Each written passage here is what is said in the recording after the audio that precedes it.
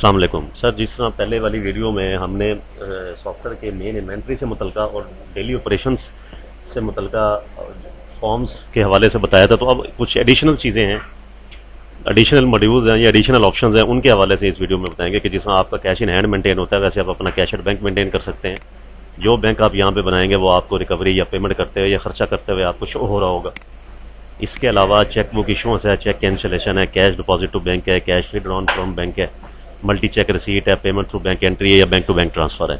ये डेली के वही फॉर्म्स हैं जो कि नॉर्मल रूटीन में भी आप अपनी एक्टिविटी में बैंक्स के थ्रू ट्रांजेक्शन वगैरह मैनेज करते हैं। इसके अलावा सर अगली जो चीज़ है वो है कि हमारे इस सॉफ्टवेयर में पेरोल का भी एक सिंपल सा मॉड्यूल हमने इसमें किया हुआ है कि हम एम्प्लॉय मैनेजमेंट में आके एम्प्लॉय बनाते हैं। हम ये बताते हैं कि जी इस एम्प्लॉय का क्या नाम है, इसका क्या स्टाफ ग्रुप है, इसकी क्या सैलरी है, और उसके बाद वो अगर कोई एडवांस सैलरी लेता है या कोई वो लोन को मैनेज करना चाहे तो लोन भी मैनेज हो सकता है। ये एडवांस सैलरी है और ये स्टाफ लोन रीशेड्यूलिंग है। इस हवाले से हम इसको मैनेज कर सकते हैं।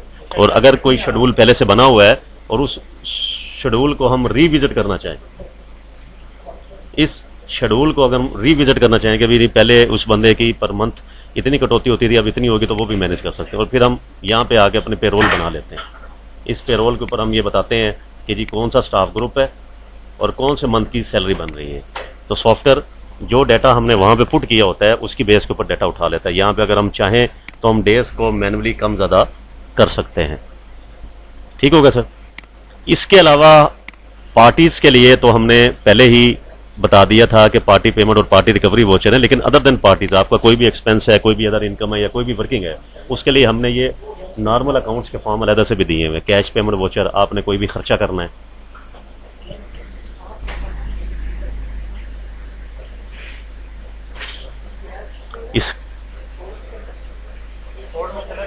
इसके अलावा आपकी कोई अदर इनकम है, कोई बैंक पेमेंट है, कोई बैंक से आप वो कर रहे हैं, कोई भी एडजस्टमेंट करने के लिए आपने कोई जेबी डालना है कि जेबी में क्या होता है कि जी आप अकाउंट बताते हैं कि जी ये अकाउंट इस सूरत में डेबिट होगा और ये अकाउंट क्रेडिट होगा। तो ये वो सारी चीजें हैं कि जिनके थ्रू हम जो है ना वो अपने नॉर्मल अकाउंट्स को अदर देन पार्टीज के हवाले से भी इसको मैनेज कर सकते हैं। इसमें हम ये बताएंगे जी ये इतनी अमाउंट से ये चीज डेबिट है और सेम अमाउंट से ये चीज क्रेडिट है, और इसी तरह इसका एक प्रिंट होगा, वो प्रिंट में वो बता रहा होगा ये अकाउंट डेबिट और ये चीज क्रेडिट।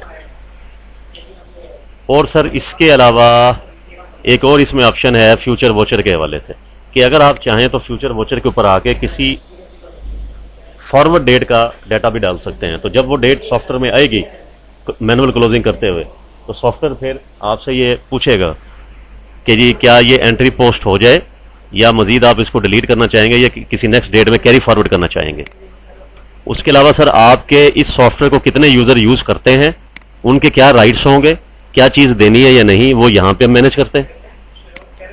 और किस यूजर का क्या यूजर नेम पासवर्ड होगा वो हम यहां से आके मैनेज करते हैं। हम बताते हैं कि ये बंदा है, इसका ये राइट्स हैं, ये बैक डेट में वर्किंग कर सके या ये बैक डेट में वर्किंग ना कर सके।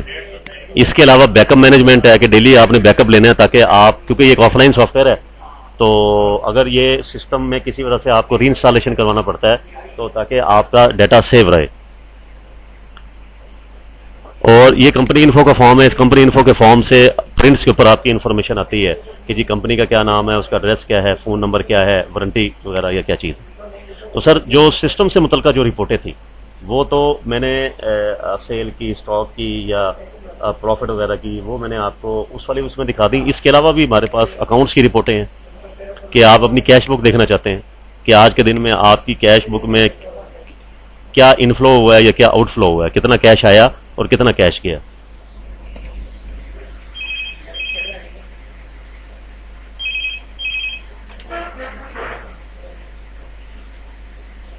ये है सर, डिस्क्रिप्शन वगैरह भी आ रही होती है। इसके अलावा सर जो अकाउंट की ट्रायल की रिपोर्टें हैं, ट्रायल की रिपोर्टें आप देख सकते हैं। इसी तरह इनकम स्टेटमेंट है, डेली वोचर स्टेटमेंट है कि जी आज के दिन में जो वोचर पोस्ट हुए उनके अगेंस्ट क्या डेबिट हुआ, क्या क्रेडिट हुआ, वो भी हम देख सकते हैं सर। इसके अलावा ग्रॉस प्रॉफिट की रिपोर्टें कि जी आपने ये इनवाइस सेल की, तो इस इनवाइस के अगेंस्ट क्या प्रॉफिट आया, कितने की कॉस्ट लगी, कितने की सेल हुई और टोटल प्रॉफिट कितना था।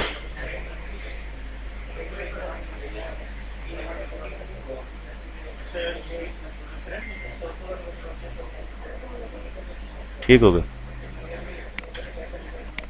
इसके अलावा परचेज की रिपोर्टें हैं, बैंक्स की रिपोर्टें हैं, चेक रिसीव्ड रिपोर्ट, ये ऐसा करके कोई भी चीज, अगर कोई चेक आपका मौजूद होगा। इसके अलावा सर परचेज की रिपोर्टें हैं, तो ये सारी की सारी रिपोर्टें हैं, हर पोर्शन से मुतल्लिका बहुत डिटेल रिपोर्टें बनी हुई हैं और इनसे आपको इस हवाले से एनालिसिस के हवाले से आसानी हो सकती है।